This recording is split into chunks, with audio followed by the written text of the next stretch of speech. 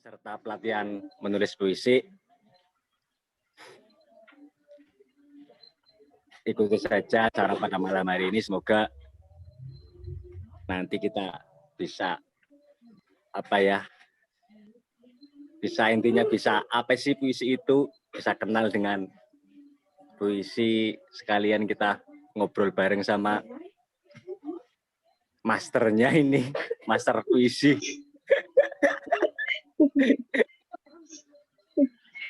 Perkenalkan, beliau ini terlalu panjang banget ini kurikulum vitae-nya, jadi gimana ya ini? Singkat aja, disingkat saja ya.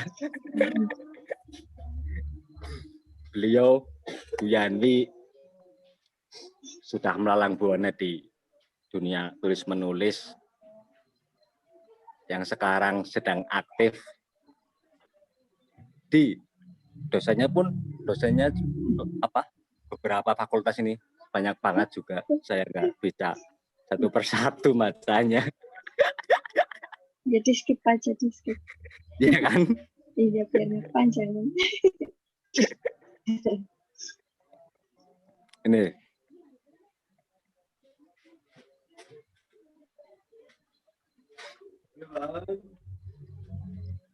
Mbak Yanwi Mudrikah, perempuan lahiran Gumelar 12 Agustus. Gumelar kan ya Mbak? Bener? Apa Dharma Kradenan? Oh ya, Banyumas. 12 Agustus 89. Tulisannya pun kerap akrab di majalah-majalah koran, baik lokal maupun interlokal. Fiksi, non-fiksi pun lengkap lah. 3 tahun yang lalu atau 2 tahun yang lalu ya, saya juga menghadiri launching buku beliau yang berjudul Rahim Embun. Ya kan? Bener, Mbak? Iya. Aktif menjadi dosen di Universitas Amikompokerto dan STT Wiworotomo. Masya Allah. Oke. Anu nyasar, Mbak. Anu tersesat ya. Nyasar. Tersesat dari mana? Oke, berikut sedikit perkenalan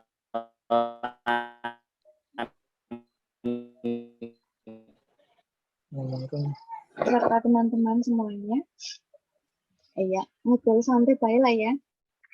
Kayaknya lebih enak gitu, biar nggak tegang gitu. Soalnya malam-malam. Bismillahirrahmanirrahim. Assalamualaikum warahmatullahi wabarakatuh. Waalaikumsalam warahmatullahi wabarakatuh. Selamat malam teman-teman semuanya ya.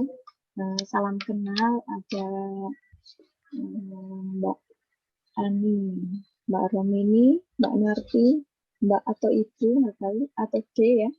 Mungkin ada yang masih sekolah. Uma Sinau, Sekti Purbalingga, Vera, Yogi, Malam Arifin, Made Dike, Laili Nur, Dian kasih paham. Ini kenapa saya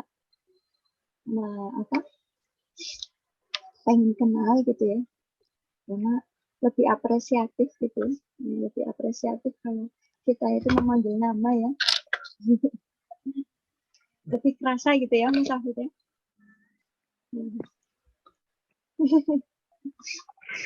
Ya, untuk malam ini katanya pendampingan menulis puisi ya. Saya tidak akan ngomong panjang lebar soal teori, pasti ngantuk ya. Saya juga ngantuk ya, udah malam. Udah malam. Kita ngobrol santai aja, nanti ada tanya jawab mungkin ya, didampingi Mas Afid dan Mas Yogi mengenai puisi. Puisi itu menurut saya itu ungkapan rasa. Apa sih dirasa? Itu puisi gitu. Rasa hati itu puisi gitu.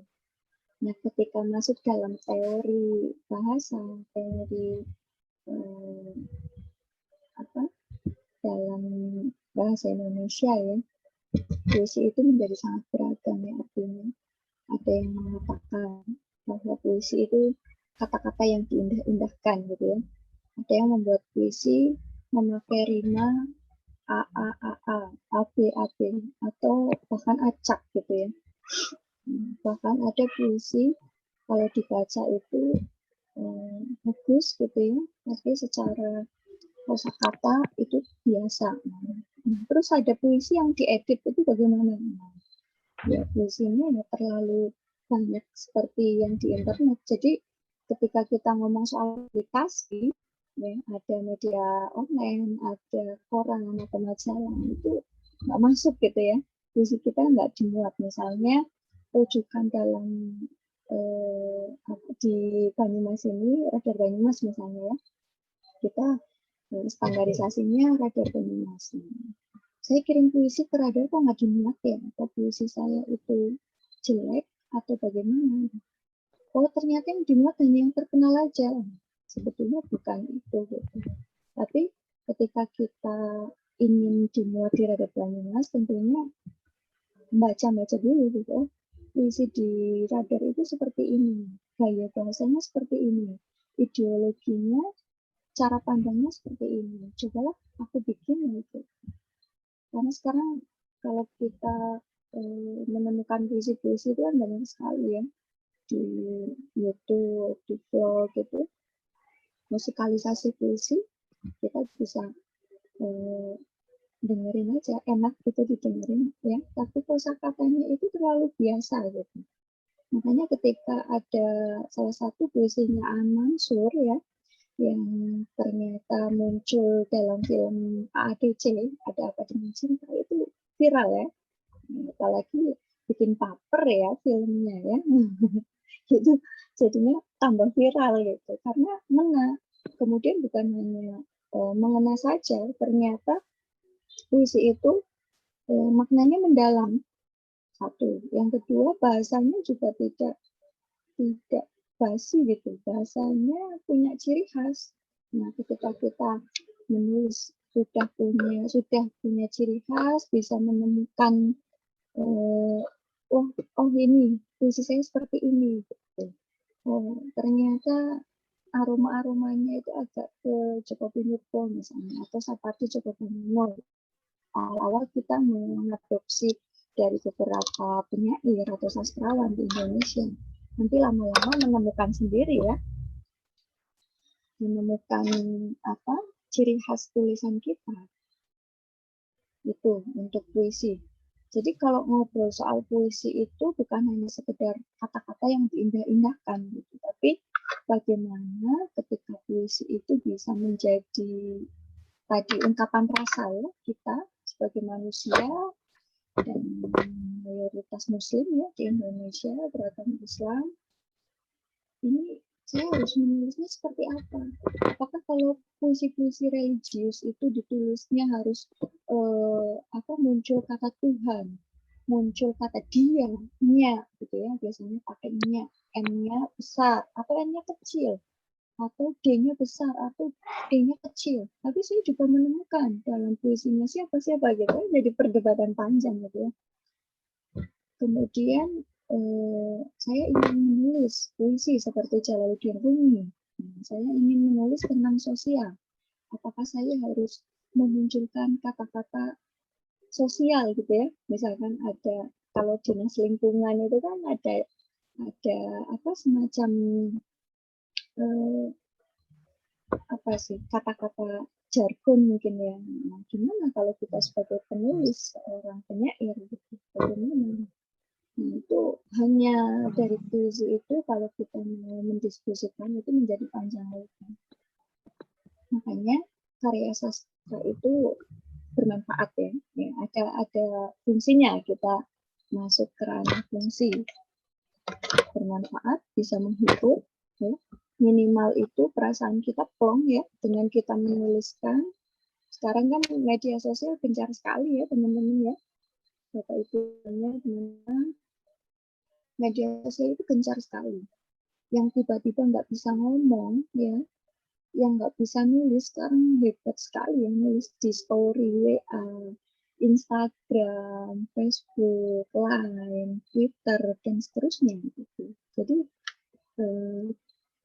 itu belajar bahasa dari dari teman-teman di media sosial, kita bisa ngamati karakter seseorang dari status-status di Facebook, karakter seseorang dari story di WA misalnya, karakter seseorang dari Instagram. Nah, itu kita bisa. Nah, dari puisi itu bisa dianalisis jadi panjang lebar. Ini bagi mahasiswa-siswa yang masih sekolah, masih kuliah di acara virtual ini, mungkin bisa jadi bahan itu, bahan penelitian. Jadi bukan hanya puisi itu yang sekedar puisi, tapi justru puisi itu ya filosofinya memang mendalam seperti itu.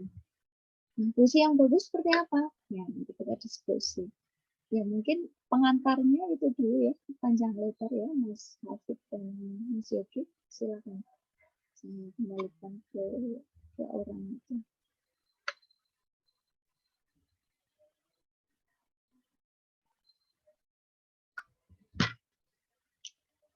Halo, Mas Yogi. Oke, Mbak, sudah ini. Itu pengantarnya. Mungkin Oke, ini obrolan apa ternyata itu baru biar pengantar kok sudah mendalam banget. Oke, terima kasih, Masya Allah. Apakah kita harus menulis Tuhan dalam puisi religius atau yang zaman sekarang ya, ataukah kita harus memakai kata senja seperti itu ya? Betul. Senja-sendi. Senja-sendi.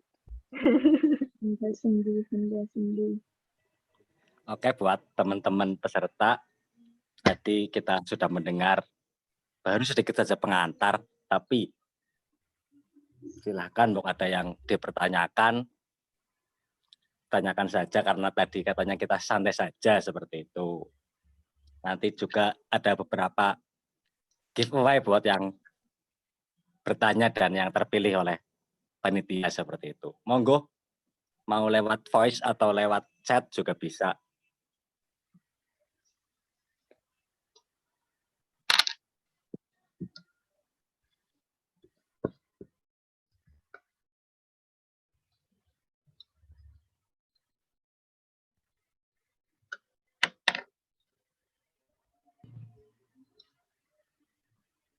Belum ada sementara, Mbak, atau dilanjutkan saja tadi mukadimahnya. Kak Made ya. Raise hand. Iya, ada? Iya. Kak Made. Iya, apa sudah diperbolehkan? Sudah, boleh, silahkan. Oke, terima kasih Mas Hafid. Terima kasih juga Bu Yanwi atas pengantarnya ya. Mohon maaf, izin bertanya. Saya Made Dike dari Jogja. Izin bertanya, kalau menulis puisi itu apakah ada unsur-unsur tertentu yang harus dipenuhi? Seperti itu, misalnya kalau cerpen itu kan ada unsur-unsur intrinsiknya ya, seperti harus ada tokoh, kemudian ada latar, penokohan, dan sebagainya itu. Apakah kalau di puisi juga ada unsur-unsur yang harus dipenuhi seperti itu? Kira-kira itu dulu. Terima kasih. Oke, terima kasih dari Mbak Made. Gimana? Langsung dijawab atau sambil bercerita dulu Mbak Yanwi? Ditampung dulu nggak apa-apa. Ditampung dulu. Oke.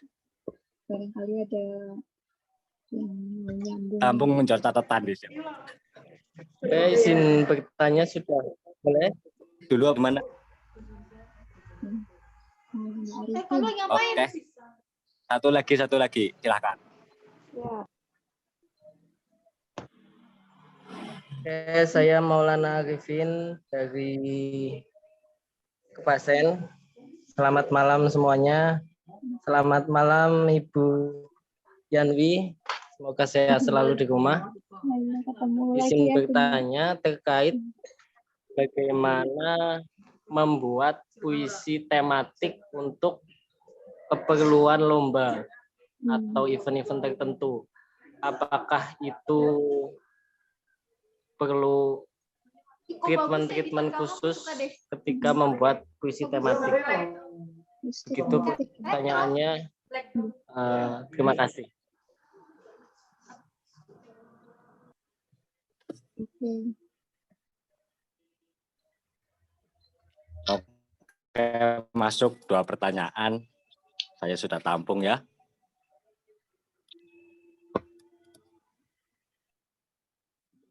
Unsur-unsur puisi. Terus yang terakhir dari tadi Mas siapa ya? Dengarnya dari Maulana Kepastian. Arifin ya, kalau nggak salah.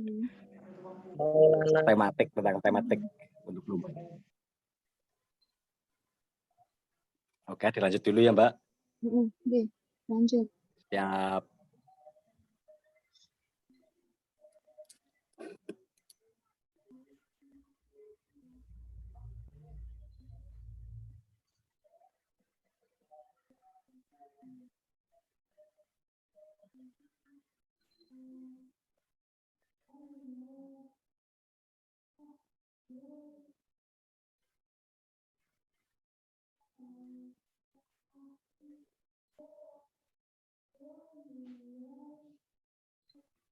Ya.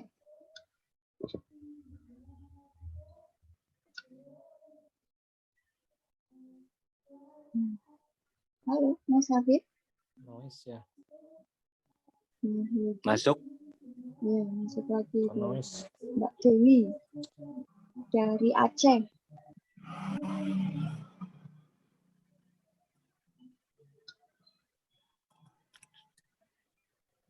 Silakan Mbak, saya ini mencatat di pesan ini. Oh, ya. Assalamualaikum. Waalaikumsalam. Waalaikumsalam. Dewi Sofiana ya.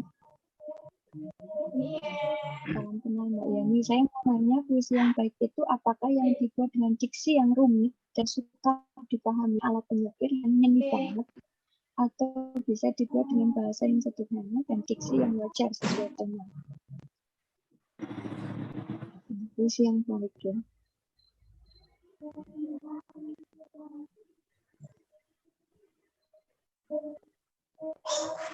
Wah, gangguan terus nih.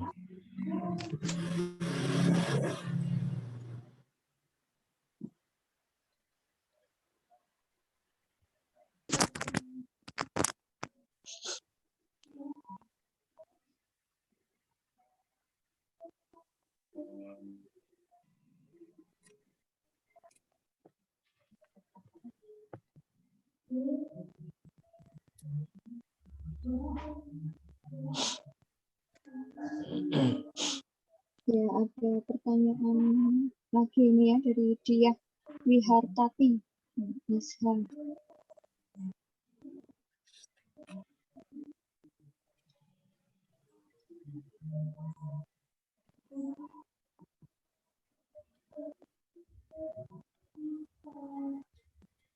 Wah, ini gangguan ini Zoom-nya.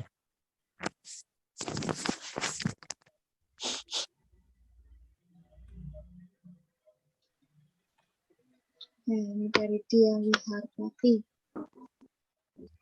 Diah Wihartati.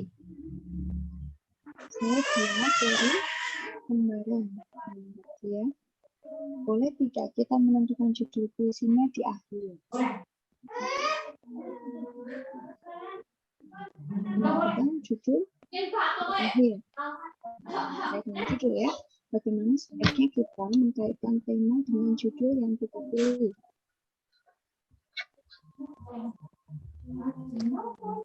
Ya. Ayo diskusi. Masih lagi. Yuk, ini banyak banget yang bertanya. Ya, banyak yang bertanya. Ampun, ada 5. Ya. Teman-teman sambil mil mungkin ya di rumah masing-masing. Terganggu terus nih, gimana ini? Mulai dari siapa dulu? Made ya? Dari Made ya. Made.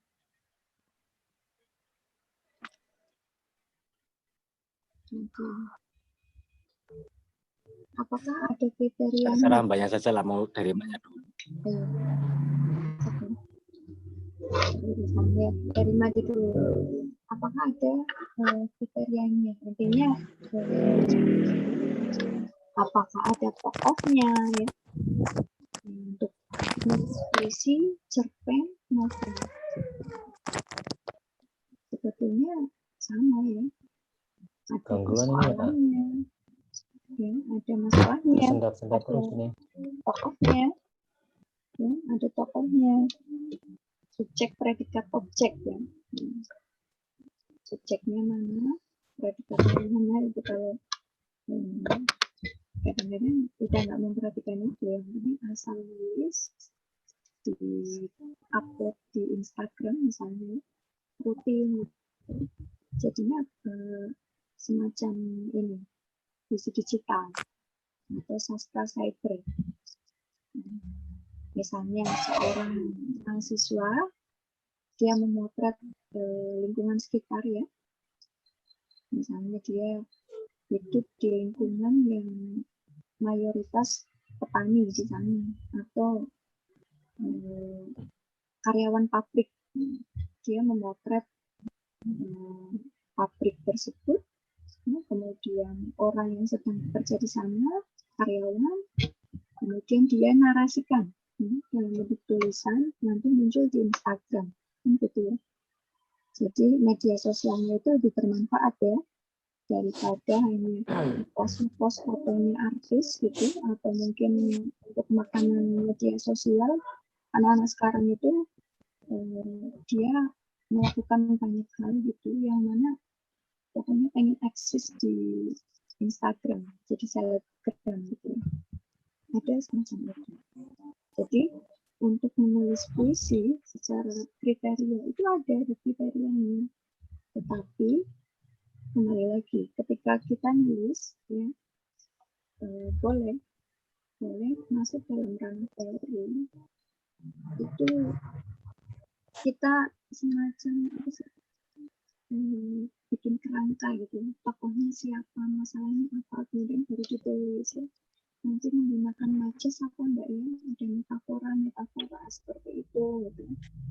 Nah, itu rumit sekali ya. Mungkin ibarat seorang koki itu begini, dia mau masak harus menyiapkan bahannya apa, ada bumbu-bumbu, kemudian sayurnya apa ya, misalnya, terus takarannya berapa. Itu sama seorang penulis pun ketika dia ingin melakukan standarisasi itu, Mbak Made ya, boleh silakan. Atau kadang-kadang mereka itu langsung praktek tanpa memperhatikan teori.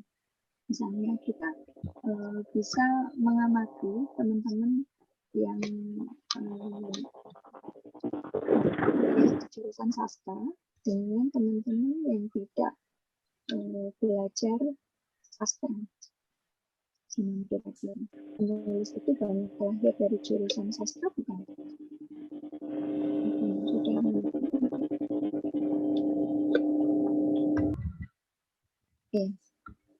misalnya kita ambil contoh beberapa universitas ya, jurusan sastra, mereka tidak banyak melahirkan penulis. Kenapa yang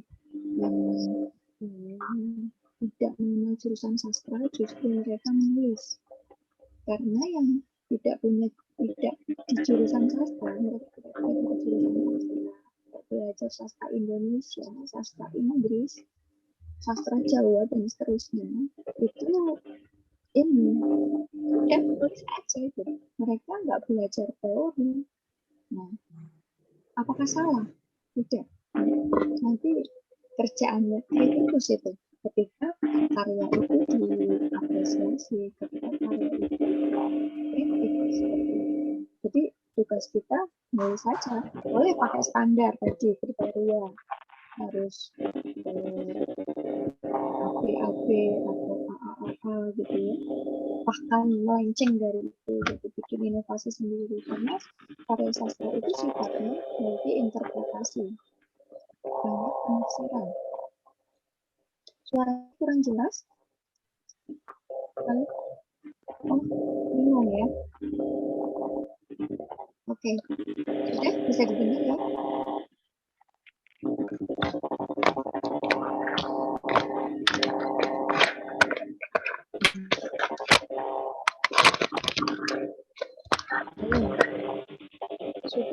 bisa didengar? Ya. Halo. Ya. Ya sudah ya. Jadi tadi made itu ya. Apakah ada kriterianya? Ada, secara standarisasi ada ya, untuk puisi lama, puisi baru itu ada. Tapi ketika mau menulis bisa kita membuat kerangka, kemudian dipraktekkan. Silakan teman-teman bisa melakukan dua cara ya. Yang satu membuat kerangka dulu. Tokohnya siapa? Aku lirik misalnya. Aku itu masuk puisi kamar. Banyak puisi-puisi saya yang lebih ke puisi kamar. Idenya dari mana? Kepekaan kita. Karena seorang penulis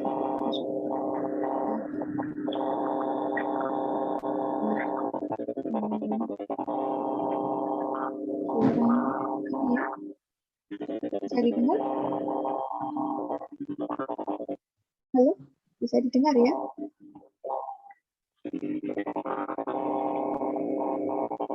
Noise. Bisa didengar? Noise, Kak. Kenapa? Noise, ini gangguan. Gangguan ya. Suaranya nggak jelas. Sudah bisa didengar? Ya, sudah. Ya, jadi teman-teman bisa melakukan dua cara. Yang pertama, kita buat kerangka ya. Kerangkanya seperti apa? Ada tokoh di sana, tokoh aku, tokoh dia, mereka, kamu, kita. Silakan.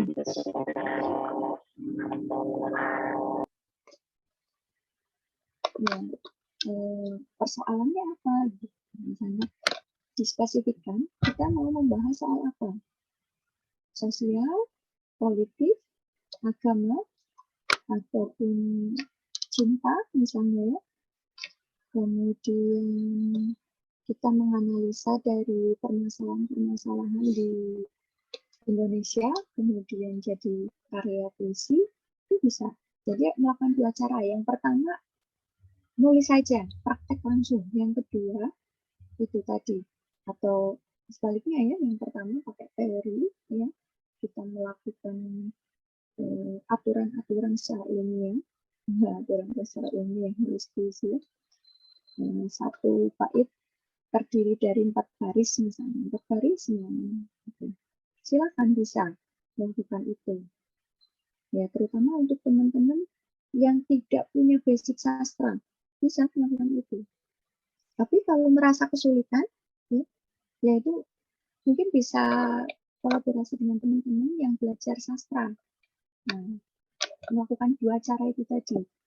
Pakai standarisasi, kemudian yang kedua nulis saja gitu. Itu ya untuk Made Dike dari Yogyakarta. Kemudian yang kedua ini Maulana Arifin, puisi tematik. Sekarang banyak sekali. Kenapa?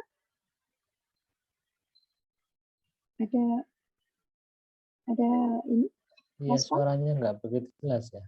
Oh, suaranya nggak begitu jelas. Mendengung. Suaranya nggak mendengung. Intonasinya nggak jelas. Tuh ada suara lain selain suara Anda. Kayak ngegun gitu. Jaringan ya. Nah, itu agak jelas sekarang. Iya, lanjutkan ya. Yang kedua itu ada ada pertanyaan dari Maulana Arifin. Ini Arifin juga mendirikan komunitas Cipta Gembira ya, yang mana kegelisahan. Kalau ada teman-teman yang bergerak di literasi itu ya gelisah gitu. Kita harus ngapain? Ya memang harus bergerak gitu. Nanti bisa sharing sama Ipin itu yang dari Kepasen. Ini mengenai puisi tematik. Puisi tematik ini terkait dengan puisi lomba. Ini yang namanya menulis untuk keperluan lomba itu tidak mudah. sekarang banyak sekali informasi dari media sosial, Instagram itu banyak sekali. Ada yang berbayar, ada yang gratis, dan seterusnya. Bahkan waktu zaman saya masih sekolah, itu sekitar 2004-2005, ya, itu banyak puisi-puisi, lomba menulis puisi, cerpen, resensi buku. Itu syaratnya membeli buku tersebut, ya, membeli buku sesuai persyaratan itu, kemudian struknya dilampirkan, ya, terus nanti hadiahnya sampai puluhan juta, banyak sekali ya, di Instagram itu banyak sekali informasi seperti itu. Jadi untuk menulis puisi lomba, itu kita perhatikan mereka butuhnya apa, karena masing-masing penyelenggara itu punya ideologi sendiri, nggak bisa sama. Standarisasinya apa gitu. Kemudian yang namanya menulis puisi itu bukan kayak kita menulis quote gitu, bukan kita itu seperti menulis apa ya, jargon gitu, tapi rasa gitu, mengedepankan rasa. Makanya ketika puisi dibaca itu beberapa teman-teman pemikir itu mengatakan puisi yang kalau dibaca itu bikin kita bergetar. Bergetar di sini mungkin mengena gitu ya, kalau bahasa saya itu lebih mengena. Wah, kena ini, rasa banget. Kosakatanya dibaca tidak terlalu biasa ya, kosakatanya itu asik ini bahasanya gitu, biasanya seperti itu ya. Nah ini nanti kita pembahasan, ada pertanyaan dari nyambung ke Dewi juga ini. Itu Ipin, Arifin. Ya, untuk puisi tematik bisa dilihat mereka butuhnya apa. Kemudian memang nggak mudah kita mengikuti lomba gitu ya. Wah, hadiahnya banyak gitu ya. Awal-awal coba-coba, lama-lama ternyata masuk juga, masuk nominasi. Nanti bulan berikutnya ikut, ternyata juara berapa gitu ya. Ya pasti yang namanya perlombaan kan ada menang ada kalah gitu. Tapi yang pasti untuk teman-teman yang masih belajar menulis atau penasaran ya, ingin mengikuti lomba-lomba yang di media sosial, itu ajang ini aja, bukan hanya sekedar menang kalahnya, tapi kita produktif berkarya melalui lomba. Kemudian kalau bahasa saya itu silaturahmi budaya gitu ya, kita bisa kenal teman-teman dari berbagai daerah, dari Sabang sampai Merauke, jejaring ya, memperlebar jejaring dengan kita mengikuti event-event itu. Kita juga sedang istilah orang Jawa gawe jeneng gitu ya, gawe jeneng di situ apa gawe jenang gitu. Itu penting gitu. Ya, kurang lebihnya itu Arifin. Ini teman-teman di mana ini? Afid, Mas Yogi, bosnya lagi pada sibuk ya. Oke. Ya.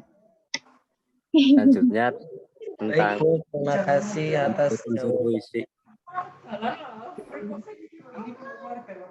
Halo, Mas Afid. Lagi Iya, tamu ya. selanjutnya tentang unsur-unsur puisi, apakah ada unsur intrinsik seperti halnya novel seperti itu tadi pertanyaan yang pertama ya. Yang Reni ya, Reni Yuni Antika dari heuristik dan hermeneutik dalam bacaan sastra baik di puisi. Nah, heuristik di sini artinya itu keutuhan. Ini dalam bacaan sastra baik di puisi maupun novel. Itu saya nggak mudeng, itu bahasanya keren banget. Iya, ini bahasanya itu bahasanya anak sastra banget gitu. Kajian PPSI ya tentu kan. PPI, Pendidikan Bahasa Indonesia, Sastra Indonesia. Ya, heuristik itu ini banyak itu akan hermeneutik. Ada teori yang namanya hermeneutik. Hermeneutik itu kajian. Ya, gampangnya kayak gitu ya. Puisi dipreteli ibarat kambing gitu ya, kalau pas itu ada itu kan dipreteli, oh artinya ini kepalanya udah dipotong kakinya, dalamnya, tubuhnya, dan seterusnya. Sama itu, puisi pun seperti itu, novel. Itu kajiannya nanti ya bisa diteliti jadi skripsi atau tesis. Begitu Mbak Nia ya. Kemudian Dewi, dari Dewi Sofiana, dari Aceh. Dewi, puisi yang baik itu apakah yang dibuat dengan diksi yang rumit dan suka dipahami ala penyakir yang menyenangkan, atau bisa dibuat dengan bahasa yang sederhana dan diksi yang wajar sesuai tema? Ya, puisi ya puisi ya, sesuai versi orangnya. Makanya pernah ada perdebatan, puisi yang bisa memahami ya penulisnya aja. Yang lain kalau mengapresiasi, mengkritisi, ini maknanya berbeda, ini bagaimana gitu. Yang namanya karya sastra itu memiliki interpretasi. Tadi saya sudah menyebarkan sedikit ya, banyak penafsiran. Jadi versinya Hafid dengan saya, penulisnya misalnya Dewi, lain ketika versi itu nggak masalah, karena karya sastra itu sifatnya memang interpretasi dan penafsiran gitu. Maknanya itu bukan hanya satu.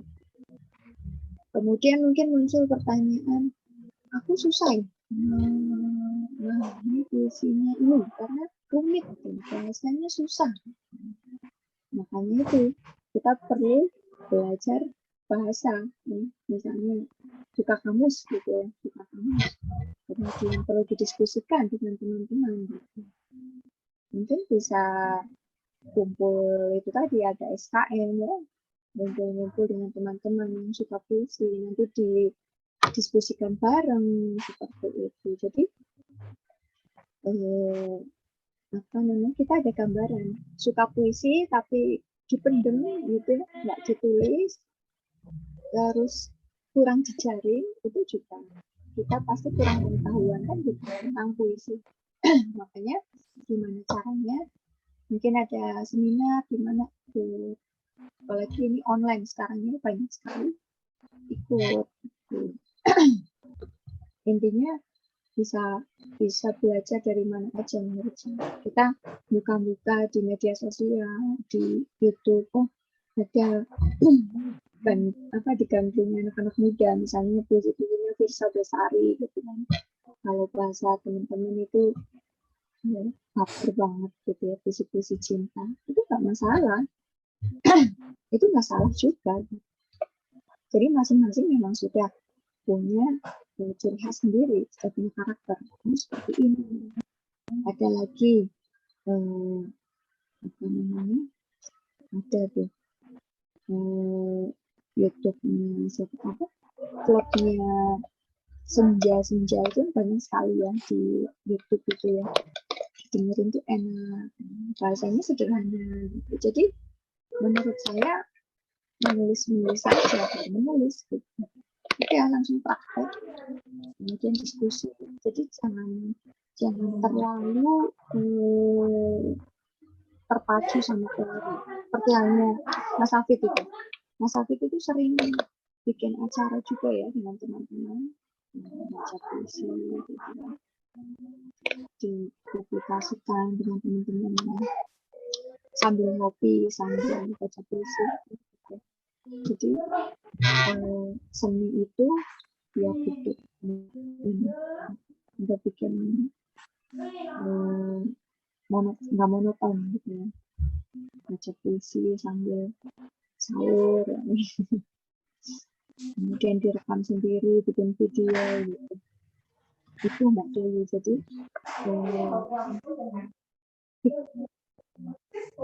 bikin aja, praktek aja langsung bikin puisi.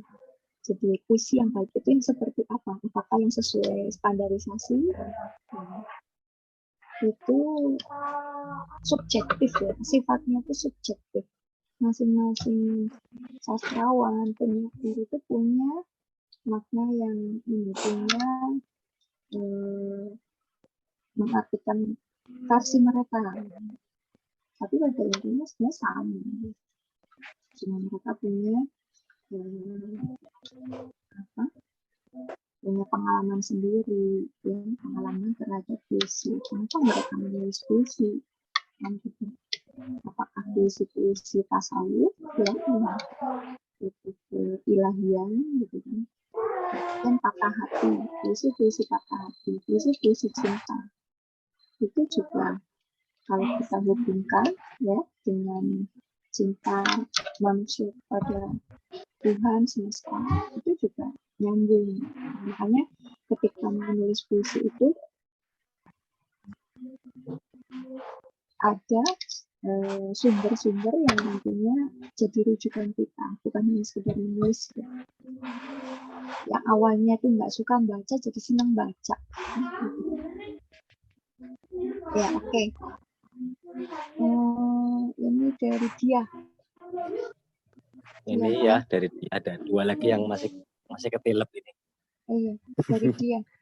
Gimana dibacakan tadi dari dia? Buat judul puisi itu di akhir dan cara mengaitkan dengan tema sih gimana? Apakah di akhir? Ya, seperti itulah. Atau di awal ini baiknya. Ya, ini judul ya. Udah nulis puisi ternyata kesulitan. Judulnya itu yang kalau nulisnya di akhir boleh. Subjektif kok sifatnya. Terserah Mbak Diah itu mau seperti apa. Kalau saya sendiri itu nulis judul dulu baru isinya itu biasanya jadinya kacau. Jadi saya sering kali judul itu di akhir. Gitu. Kesimpulan gitu ya. Itu lebih. Tapi ada juga yang nulis judul dulu gitu. Misalkan kita mau nulis temanya tentang heroik misalnya, atau tema tentang apa? Nilai-nilai sosial misalnya. Itu temanya, judulnya dikosongi dulu atau dicantumkan, kemudian nanti kita nulis. Ternyata setelah dibaca dari awal sampai akhir ada yang nggak nyambung. Nah, itu kan problem. Berarti di edit, kita cek ulang. Makanya yang namanya penulis itu bolak-balik ya harus bisa ngetik sendiri. Dibaca ulang. Oh, ini ada yang dibuang, ditambahi gitu. Kosakatanya, tanda baca dan seterusnya. Makanya sesuatu yang besar itu dimulai dari yang sederhana, yang kecil. Nulis puisi dulu, nanti bisa nulis yang lain. Bisa cerpen, novel. Karena kita juga secara tidak langsung belajar bahasa, kosakatanya nambah gitu. Nulis saja diary yang banyak tiap hari, nanti kosakatanya nambah terus. Makanya Nulis. Halo, ya. Ya. Dan namanya Kak Yani, kalau untuk kriteria lomba itu yang paling mendasar itu dari apanya biasanya? Kalau lomba itu biasanya pertama itu dari temanya pasti ya. Iya. Oh, itu pasti tema. Nah, setelah itu baru isi puisinya kan. Nah, nanti karena kadang-kadang gini yang sering kami temui gini kan. Jadi di saat kita membawakan puisi itu dengan penghayatan dan ekspresi, tapi isinya kurang mengena. Tapi di sisi lain dengan ekspresi yang tidak begitu, tapi isinya mengena. Nah itu kadang-kadang dari juri itu kriterianya tidak ditentukan. Tahu-tahu dari peserta yang menang ini, yang menang itu, yang kadang-kadang akhirnya kita bingung itu gimana untuk mensiasatinya, Kak. Ya, betul. Karena gini, untuk lomba ini selama saya mendampingi teman-teman juri itu bukan hanya satu ya. Hampir rata-rata itu paling sedikit itu 3. Jadi kadang-kadang itu perdebatan antar juri juga masing-masing punya argumen sendiri-sendiri. Misalnya menurut saya ini nggak bisa lolos ini. Menurut mereka akhirnya kan memang lebih enak ini ya offline. Iya, paham. Kalau online itu susah. Ngomong-ngomong Kak Yati itu tinggal di mana, Mbak? Ya, saya tuh di desa ya. Tapi ini kok sering di Purwokerto juga. Oh, Purwokerto, wong apa kok? Iya, wong apa? IG-nya apa, Mbak? Iya, Mutrika. Berarti banyak koleksi ya. Kenapa? Iya, koleksi beberapa tulisan-tulisan. Oh gitu. Jadi siapa tahu kita berteman di Instagram biar saya banyak menimba ilmu dari Anda ya. Iya, insya Allah. Boleh. Purwokertonya di mana? Ya, Purwokotanya sih saya sekarang stay-nya sih di ini, di Aji Barang. Main ke Baturetin Mbak? Oh, Ke enggak, Uma di Sinau? Uma Sinau ya. Uma Sinau, saya pernah dengar itu. Iya, yuk main Mbak. Ya, insya Allah. Ajari anak-anak kita.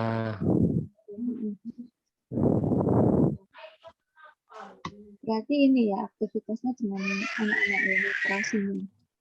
Iya. Iya, untuk lomba memang ini ya sampai sekarang kadang-kadang masih diperdebatkan. Ya menurut saya sih Gitu ya. nulis saja yang bagus gitu. Bagus menurut versi kita sekaligus belajar dari teman-teman yang sudah karyanya sudah banyak. Mungkin ini masterpiece ya. Sapatu Jakarta mana kita bisa mempelajari gimana sih? Ternyata tanda baca juga diperhatikan, kalimat. Oh iya betul. Ini kita masuk pertanyaannya Mbak Diana ini. Batasan-batasan sebuah tulisan bisa disebut puisi itu apa saja Mbak? Karena bisa dilihat fenomena saat ini orang-orang sendiri. sibuk berkata-kata tanpa memperhatikan makna dan isi tulisan. Moderatornya mana ini moderator? Ya, moderatornya Ini mana? mandiri sekali ini. Terima kasih sekali. Ayo Mas Hamid, Mbak Diana ini yuk. Dibacakan. Batasan sebuah tulisan jadi disebut puisi itu Mbak. Dan sepenting apa sih puebi dalam sebuah puisi? Singkatnya seperti itu. Iya, seperti tulisan bisa disebut puisi. Ya, misalnya ada Batasan-batasannya. batasan ya. Ya, menurut Juga saya. dengan pertanyaan terakhir nih. Ada Tulisan lagi. puisi kalau kita berima, apakah bisa disebut puisi? Kan masih nyambung juga. Oh iya, acak berarti ya, nanti ya. Iya, itu Iya. tidak berima, acak, apakah puisi? Puisi, betul. Kemudian tadi batasan-batasannya, batasan-batasan sebuah tulisan bisa disebut puisi. Itu apa saja? Karena bisa dilihat fenomena saat ini orang-orang sibuk berkata-kata. Oh ya, oke. Ini mana yang puisi, mana yang bukan gitu ya. Dan sepenting apakah unsur puisi dalam puisi meskipun banyak yang memiliki hak istimewa, yaitu dapat mengingkari kaidah kebenaran. Betul, ini Diana. Kita bisa bahas puisinya apa itu?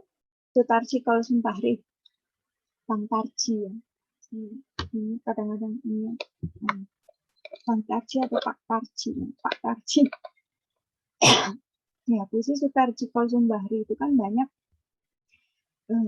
seperti mantra ya, seperti mantra. Bahkan ada yang melenceng menurut beberapa. Ini bahasanya Diana dapat mengingkari kaidah kebahasaan. Iya betul. Apakah itu disebut puisi? Disebut puisi, betul. Kemudian ada lagi puisinya Kiai Haji Mustafa Bisri.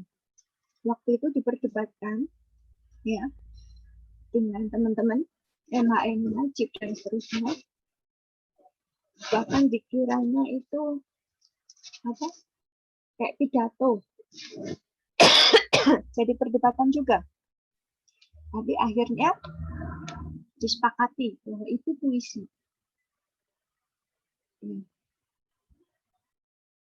Apakah unsur puisinya itu penting?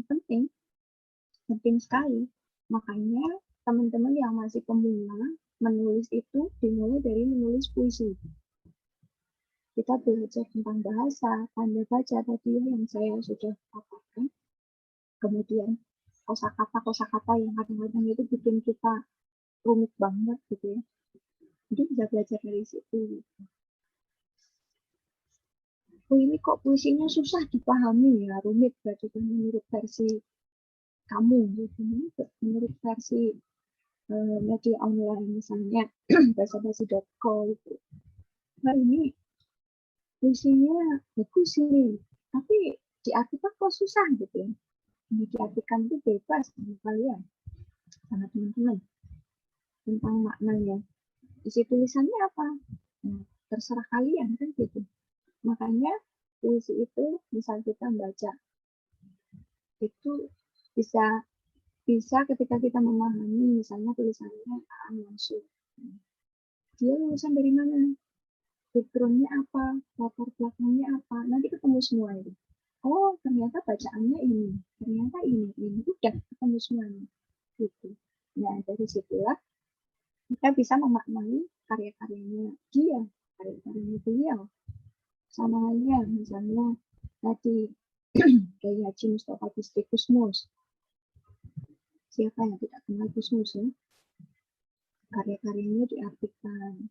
Ternyata banyak puisi-puisi beliau dari bukannya dari Al-Quran hadis, tetapi dari realitas sosial, politik, ya. Ketika beliau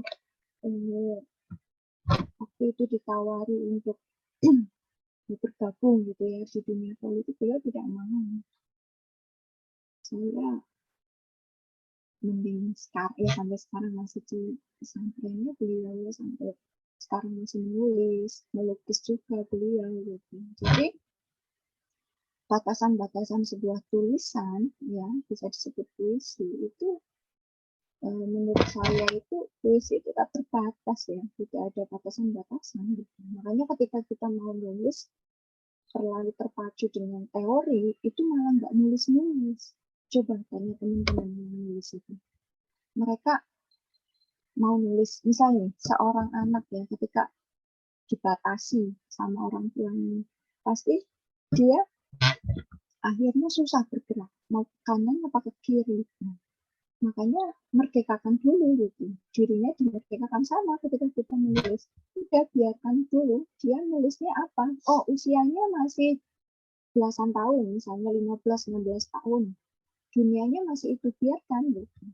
Nah, sebagai orang tua saya misalnya dan teman-teman yang ada pendampingan gitu, pendampingan misalnya menulis, kita hanya istilahnya pakai kamera aja, di tracker gitu ya, kalau bahasa saya di tracker loh.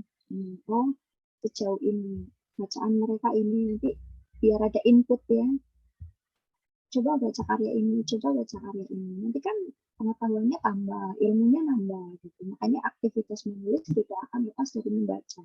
Membaca bukan hanya membaca buku ya, kita juga harus lihat yang sekarang misalnya lagi pandemi, ada musibah-musibah gitu kan. Kemudian apa, politik, bagaimana politik di Indonesia, pendidikan ya, mau ganti lagi menterinya katanya, dan seterusnya gitu. Jadi apa namanya, mau puisi itu tidak beriman, acak, ada temuan, menurut saya nulis saja dulu gitu. Nulis saja dulu sambil baca-baca karya orang lain, bisa bergerak di daring ya, jaringan online gitu kan, Instagram, Facebook, lain semuanya dibikin, kita benar-benar berkarya di situ gitu. Bisa dibaca orang, bisa dikomentari orang, kita motret ya, yang anak-anak muda sekarang ya, keren-keren sekali ya, bawa kamera SLR, kemudian dipotret sama sini masih SMP, bahkan SD gitu ya, SMA, silakan motret sendiri di alam sekitar, kemudian dinarasikan jadi kata-kata yang indah, bermakna, jadi puisi, bikin quote gitu kan. Nah, itu ya Safi masih dengan kawan-kawan.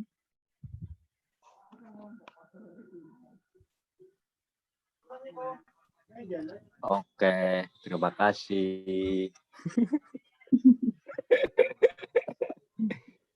Luar biasa. Insya Allah ini sudah nggak ada yang terlewat ini. Insya Allah pertanyaannya. Iya udah. Ini Mbak yang paling ringan nih. Iya, ada satu. Proses kreatifnya jenengan ketika menulis puisi itu seperti apa? Atau terus ketika saya galau saya menulis puisi, atau ketika saya bangun tidur menulis puisi, itu bisa nggak di-share ke teman-teman semua? Iya, untuk proses kreatif ya, proses kreatif menulis puisi itu saya sendiri kalau menulis puisi itu tidak pernah bikin kerangka, tidak pernah bikin kerangka. Sama menulis cerpen, esai pun menulis yang lain ya, tulisan-tulisan yang lain dibikin kerangka enggak. Saya Mengalir langsung begitu saja ya. mengalir. Tapi ketika oh ya ini masih butuh referensi sumber, tapi saya cari sumbernya lagi. Bahkan saya pernah menulis puisi seperti ini. Saya kan ini ya dulu ini pas awal-awal lagi senang menulis itu langganan koran, cari koran ya, kemudian baca ada berita gitu. Nah ternyata berita yang saya baca itu bikin perasaan saya itu menes gitu. Oh gini. Akhirnya terus langsung saya tulis.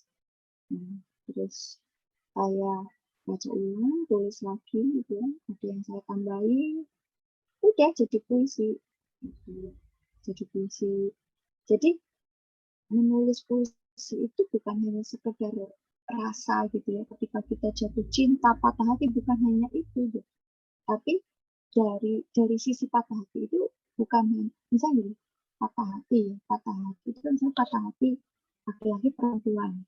Ada yang patah hati misalnya patah hati itu kan ada sebuah problem di mana harapan dan kenyataan itu berbeda. Pengennya dapat 100, ternyata cuma dapat 50.000. 50 gitu. 50. Itu kan patah hati berarti kan. Nah, bagaimana menulis sesuatu itu kita tetap mengadakan rasa ya.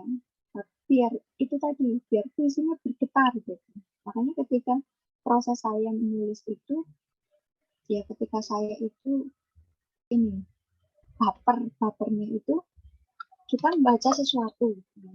Baca satu buku, ternyata ada sesuatu yang bikin kita gelisah gitu. Jadi tulisan gitu. Makanya apa ya minggu harus patah hati berkali-kali. Bahkan ada yang katanya mainin perasaan perempuan dulu baru bisa nulis. Enggak gitu. Yang namanya pengetahuan itu kan jadi gini, teman-teman yang berkiprah di karya sastra, penulis gitu ya, itu kebanyakan ya mereka awal-awal patah hati patah hati terhadap permasalahan keluarga, kemudian teman, ya, mungkin di sekolah, dia diperlakukan semena-mena, dia ternyata dianggap oleh orang tuanya. Itu realitas sosial itu.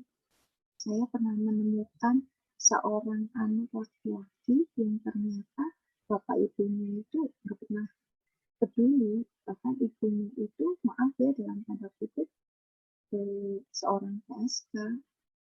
Nah tapi ya udah hidupnya dia ya udah jalannya aja, melihat ibunya itu gonta-ganti dengan banyak laki-laki, padahal punya suami di rumah gitu. Nah itu realitas sosial, itu bukan novel, itu bukan novel, itu realitas sosial. Nah teman-teman yang memang punya mimpi gitu ya, pengen jadi penulis, itu kita harus peka. Seorang penulis adalah pembaca yang baik. Seorang penulis adalah seorang pendengar yang baik. Jadi ketemu orang dengerin aja, lebih banyak mendengarkan daripada ngomong. Nah itulah yang disebut guru. Guru bukan hanya di sekolah ataupun di kampus. Bukan hanya dia yang berbaju PNS, berbaju TG, tidak. Guru itu di mana-mana. Jadi bahkan kita menemukan orang di jalan itu ternyata bisa jadi guru. Gitu. Seorang penulis adalah seorang pembaca yang baik. Seorang penulis adalah orang yang peka terhadap lingkungan sekitar. Saking pekannya kadang-kadang sampai kita sensitif terhadap sesuatu itu. Apa iya ini ya, saking pekannya. Makanya penulis itu ini akhirnya mereka tahu karakter orang. Oh ini orang baik nih. Wah ini mau nipu saya ini. Oh ini gitu karena dia juga nggak mati. Bukan hanya sekedar nulis gitu. Tapi nanti ini deh kerja semuanya. Akal, pikiran, hati itu kerja semuanya. Makanya banyak yang bilang penulis itu orang pintar. Nah, sebetulnya enggak. Saya juga semuanya kebetulan gitu. Semuanya kebetulan sampai sekarang masih belajar juga. Saya masih banyak kekurangan ya, yang buku-buku yang belum saya baca banyak sekali. Itu ini berantakan sekali ya di belakang. Itu juga. Tapi saya senang. Gitu. Makanya bagi yang punya mimpi pengen jadi penulis ya udah bergerak aja. Sering kumpul gitu dengan teman-teman Rumah Sinau, SKM, Cipta Gembira dan lain-lain, banyak banget komunitas di Purwokerto atau di luar Jawa pun ada. Saya kemarin belum lama kirim buku juga untuk TBM di Lampung. Gitu. Teman-teman yang punya minat literasi juga saya kirim buku ke Ternate, Maluku Utara. Senang. Belum pernah ketemu orangnya, hanya virtual lewat Instagram, akhirnya kenal Facebook gitu. Jadi mulai sekarang kalau teman-teman yang baru pemula nih pengen jadi penulis, bikin Facebook, Instagram pakai nama asli ya, nggak usah pakai nama senja di langit biru gitu ya. Jangan pakai nama asli aja. Kalau kita mau jadi penulis pakai nama asli, nama lengkap. Saya juga pakai nama lengkap. Nama lengkap dan nama aslinya pakai nama palsu. Jadi ya nulis itu belajar. Kita belajar tentang kehidupan. Kita belajar tentang apapun. Gitu. Indonesia kan tempatnya salah dan lupa. Jadi dari situ bikin kita berpikir ya. Makanya fokus di puisi aja dulu. Bagi teman-teman yang masih sekolah, yang masih pemula, udah fokus di puisi, benar-benar bisa nulis sampai bagus, sampai dimuat di koran, di majalah, di media online. Sekarang lebih banyak on ya, banyak sekali. Nanti bisa hubungi Mas Hafiz sama Sugi itu apa. Nanti mungkin bisa dibikin grup mereka, ada alamat-alamat gitu. Kan lumayan ya. Nampang di koran, nampang di media sosial, tulisannya dibaca. Ternyata setelah ketemu teman-teman, tulisanku kok jelek ya sama mereka, ya. Tapi lama-lama jadi bagus gitu. Bahasanya lebih tertata ya, kemudian kosakatanya lebih banyak lagi, tambah gitu. Kurang lebih itu ya, Mas Hafid dan Mas Yogi, silakan dilanjutkan.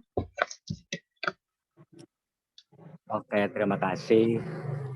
Sebelum ditutup nih ada closing ceremony apa enggak nih? Closing statement nih. Ben kayak seneng anak-anak.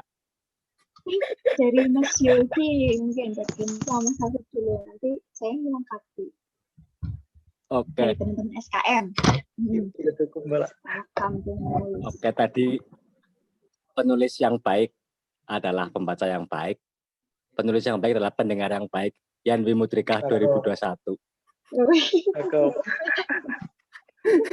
Ngikut ya Mas Yogi, ngikut ya. Iya. Saya melengkapi aja ya. Untuk teman-teman ini yang masih on ya, 21 orang sama saya. Tetap semangat ya. Kalau pengen benar-benar jadi penulis, ya harus pertama niat ya. Yang kedua ya udah sungguh-sungguh kita ikhtiar gitu. Bukan hanya sekedar pengen tapi nggak ada usahanya. Ya kapan bisa jadi penulis gitu. Gitu. Mungkin ini deketin Mas Hafid dulu sama Sugi gitu, biar ketularan di komunitas gitu. Minimal kan nongkrong-nongkrong, ngopi-ngopi, ngobrol gitu. Jadi gini, jangan berpikir sesuatu itu sia-sia, itu nggak ada sesuatu yang sia-sia. Semuanya bermanfaat. Kita nongkrong tuh di kafenya Mas Hafid tuh, nongkrong awal-awal ngobrolin Asik patah promosi. hati, nanti lama-lama Mas, anu lah, aku pengen sinau kopi, ngobrol soal kopi jiwa ya, kopi jiwa, iya, ngobrol soal itu. Nanti lama-lama pasti diskusi ya Mas Yosi sama Mas Hafid itu keluar tuh, ngumpul ya dengan teman-teman SKMI ya, Sekolah Kampung Menulis Indonesia. Acaranya apa aja? Oh, ada taman bacaan masyarakat di sini gitu. Ada warung kopi, kafe dan seterusnya. Ya asik itu. Ya, bisa ngobrol ngalor ngidul gitu. Jadi militan gitu ya, militan. Insya Allah nanti jadi. Tapi kalau usaha kita nulis ya malu-malu di posting gitu ya, malu juga ngobrol sama teman-teman, ya udah nggak jadi gitu. Karena dirahasiakan gitu ya, sudah dipublikasikan, makanya gitu pepet terus saja Hafid sama Yogi itu. Aduh. Iya, itu aja Mas Yogi.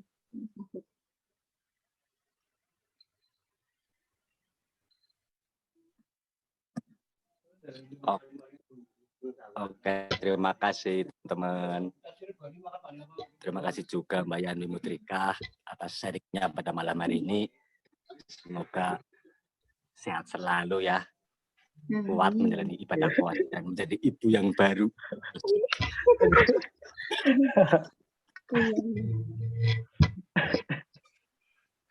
Oke, usai sudah pelatihan kita pada malam hari ini. Sebelumnya saya dan panitia memilih 3 penanya yang mendapat voucher dari Smartphone Community.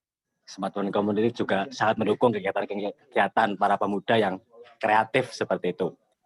Ada untuk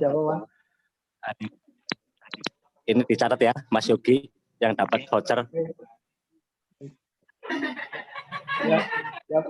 Kak Made, Kak Diah, dan Kak Diana. Oke, nanti dihubungi panitia mereka. Terima kasih.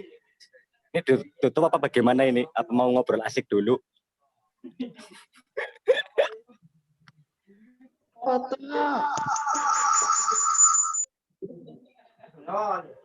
Apa masih asik ini? Foto. Oh ya, foto. Oke, ditutup dulu ya mungkin ya. Ya.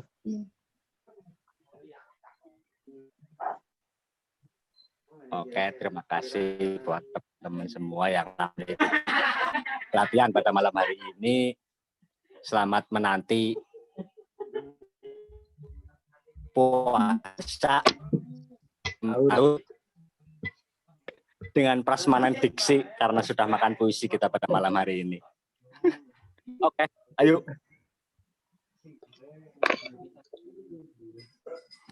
Oke, dari saya cukup sekian. Apabila banyak kesalahan, tutur kata, mohon maaf yang sebesar-besarnya. Wabillahi taufiq wal hidayah. Wassalamualaikum warahmatullahi wabarakatuh. Waalaikumsalam. Dari foto.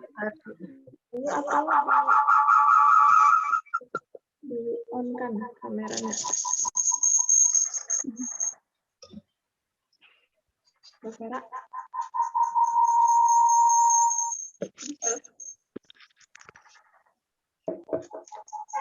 Nah. Suara. 1. Nah. Lagi. Aduh. Katanya gini, misalnya.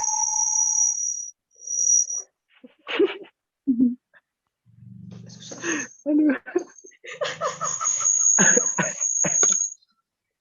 Udah.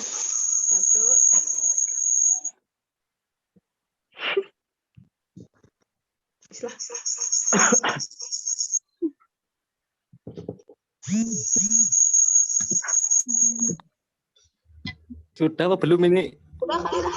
Belum merasa. Guys. Tangannya.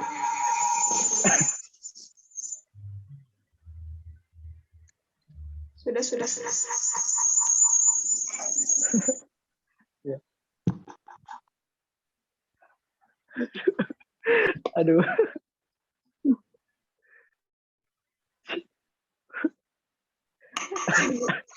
Mas Hans sedang guyu.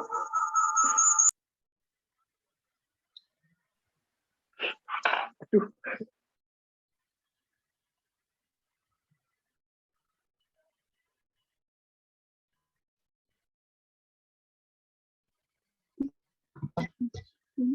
Izin maaf ya teman-teman semuanya. Terima kasih. Mohon maaf.